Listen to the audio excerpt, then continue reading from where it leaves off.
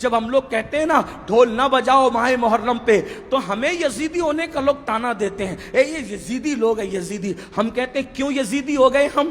ہاں ہمارا حال تو یہ ہے کہ ہمیں ناسبی اور خارجی اہل بیت کا ذکر سن کے ہمیں رافضی کہیں، اور آپ کو ڈھول کے لیے منع کریں تو آپ ہمیں یزیدی کہیں۔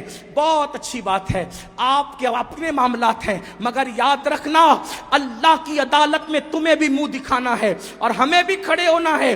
ہم حق بات کہہ جائیں گے، کیوں ڈھول بجاتے ہو محرم میں، کیوں ڈھول پیٹتے ہو محرم میں، کیوں چڑھاوے چڑھاتے ہو بتوں کی طرح معاملات کر کے، تو آپ کہیں گے محبت ہے محبت۔ ہم نے کہا کیوں محبت ہے؟ جن کی شادیوں میں ڈھول نہیں بجے ان کی شہادتوں پہ ڈھول بجاتے ہو بے شرمو۔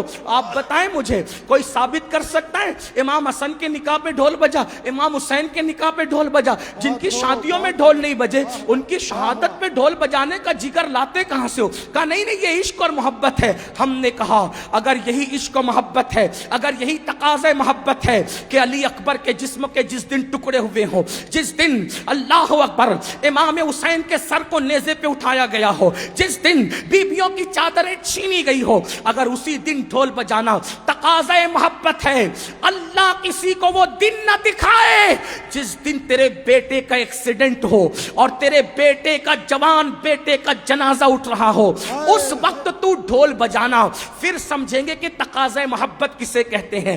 تیرے جوان بیٹے کے لاشے پر تجھے ڈھول بجانے کی ہمت نہیں ہوتی اور ہم شبیہ پیغمبر کے جگر کے ٹکڑے کیے گئے، اس دن تم ڈھول بجا کر محبت کی علامت قرار دیتے ہو؟ شرم نہیں آتی؟ ذرا سوچو تو صحیح۔ سنیو، بدعقیدگی کے راستے ہم نے استوار کرنے کی کوشش کی ہے۔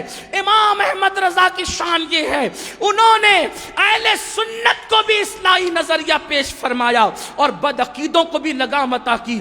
کم نصیبی یہ ہے ہم نے بدعقیدوں کے معاملے میں اعلیٰ حضرت کا موقف تو پیش کر دیا، لیکن اہل سنت کی اصلاح کے لیے انہوں نے جو باتیں پیش کی کہ ہم نے اس کی ہمت کی، اس لیے کہ ہم تو سوچتے ہیں فلاں صاحب ناراض ہو جائیں گے، فلاں صاحب۔ یاد رکھو قرآن کہتا ہے واللہ ورسولہ احق ان یرضوا، اللہ اور اس کے رسول زیادہ حقدار ہیں کہ ان کو راضی کیا جائے۔